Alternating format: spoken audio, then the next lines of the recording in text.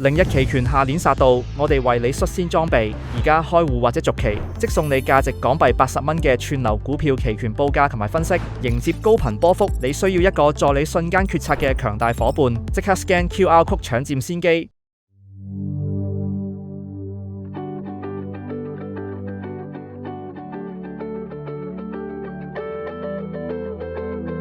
今日我諗應該要唞一唞啦嚇，但係暫時我自己覺得個市，因為始終咧譬如講緊話 ATMX， 唔好講 J 小米就麻麻地啦嚇，即係主要嗰幾隻嘅互聯網平台股咧，其實喺過去由5月中開始咧，一路咧都係咁樣調整落嚟，大家都已經，如果你話揸住呢啲股份咧，大家都冇心機嘅嚇，純粹就如果你揸住人工智能嗰啲冇啲咯，但係琴日咧就好似另外所講啦。一個轉身嚇，咁咧就即係華麗轉身之下咧，咁幾隻大家即係揸得比較一般投資者比較多嘅，譬如阿里巴巴啊、騰訊啊，即係美團我唔咁講啊，咁即係呢啲股份一升嘅時候咧，咁你成個氣氛係有幫助。第二咧就係話我哋一路講緊話，點解好似咁差？咁其實你睇到香港啊，如果你揀啱股票咧，喺5月份其實唔差㗎嚇，只不過如果你揀著正話我哋提嗰啲股份咧，咁因為始終佢唔升嘅話，咁都係影響。第二咧就話點解5月份個指數好似即係比其他國家係跑輸咧咁正正就因為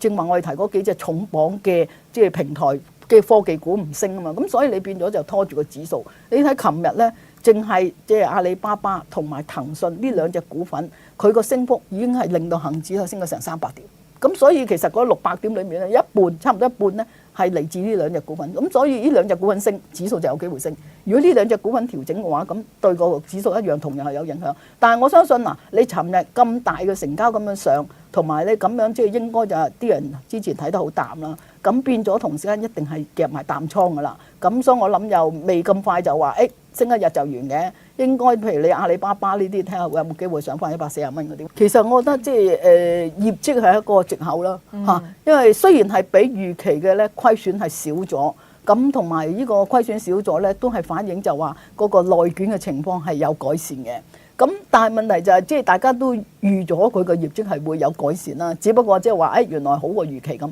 咁呢個通常咧對個股價都係有啲幫助嘅，但係係咪升到咁勁咧咁？我就覺得唔係淨係個業績因素，而係我正話提到，第一啲資金咧喺 AI 嗰啲股份升咗咁多啦嚇，你高位套利都好正常啊。咁套利有啲資金就揾翻啲落後嘅板塊，咁呢啲係其中一個板塊。第二咧，即係既然都佢哋又有啲咁嘅消息，即係講話佢哋嗰個大模型嗰個發展啊咁變咗未有個藉口，將啲資金又暫時咧向呢度咧嚟到去，即係有資金流入去呢度。第二咧就係我自己覺得都同嗰啲淡倉夾淡倉都係好大關係嘅。咁嚟緊咧，我諗即係再升多陣，就睇下。即係而家我覺得係太早嘅，即係我原先預咧今個月呢類股份都應該係會做翻好啲，咁就睇下會唔會今陣再升一陣之後又調整下，再跟住喺6月嘅時間會唔會好翻啲啦？6月底，因為呢啲股份咧其實相對於整體，相對於其他海外市場嚟講咧，港股恒指科指都係落後嘅。咁如果你話喺6月即係半年結嘅時間，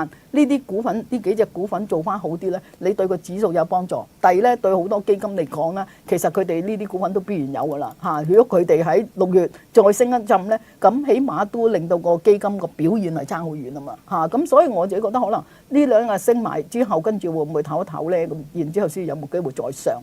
我自己覺得機會有嘅嚇，但係就呢幾隻股份咧，唯一個問題就係，因為之前一路咧積得太多蟹貨，咁加上就即係好多資金就去晒人工智能股份裏面，咁所以每一次咧佢升嘅時間咧，啲人又攞嚟褪貨嚇，即係佢唔係話每一次升上去啲人追貨啊嘛，而係每一次咧褪又即係跌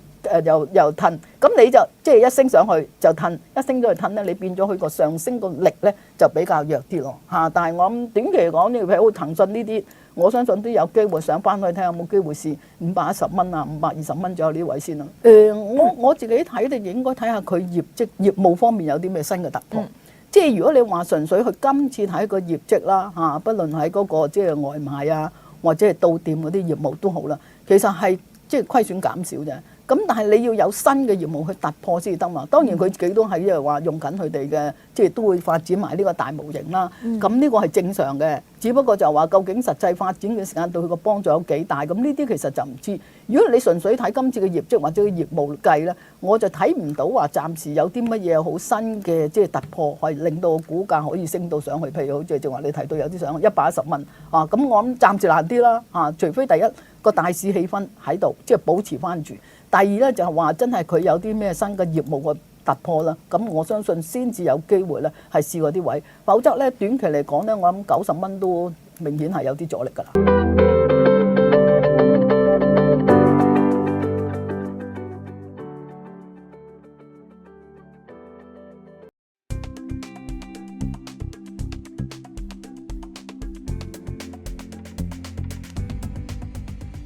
ETNet 專業版 HV2 股票報價系統，幫你洞悉大局，捕捉投資先機，即刻申請啦！